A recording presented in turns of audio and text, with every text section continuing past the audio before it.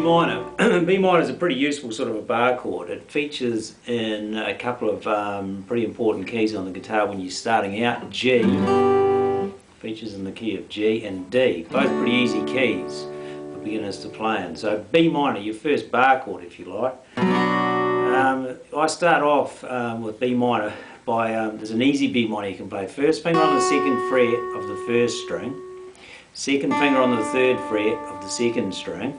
Third finger on the fourth fret of the third string. And this is like what you call easy B minor. You can add the open fourth string. A bit tinny sounding, not too flash, but it's okay especially if you're not playing it for very long.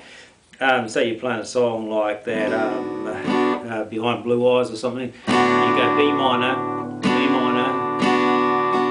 C.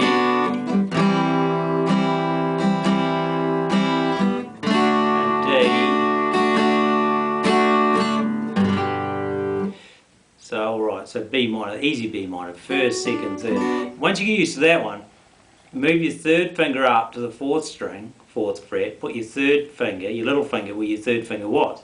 So now you've got a four finger version of B minor. So you're playing it like this now. Still on the bottom four strings, stay away from the fifth and the sixth because they won't go with it, but still on the bottom four strings.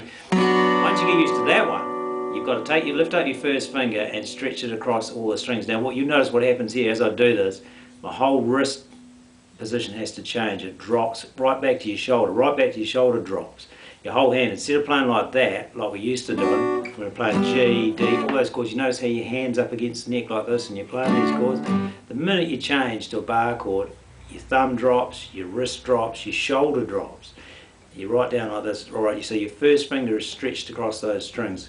Now you're playing B minor as a bar chord.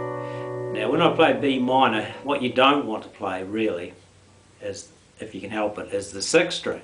The F sharp on the sixth string. You don't want that note. Because it doesn't, well it goes with the chord, but you don't really want it. You want the lowest note you can hear, the bass note of the chord, to be B, which is there on the second fret of the fifth string. That's B, and that's the lowest note of B minor. So what I do is I put my finger across like that, and I just lightly touch that sixth string, so it's like, it's going to sound like that, you're just touching it. You're not holding it down, you just sort of, and when you strum the chord, of course, you're not going to notice that. It's there, but you're not going to hear it.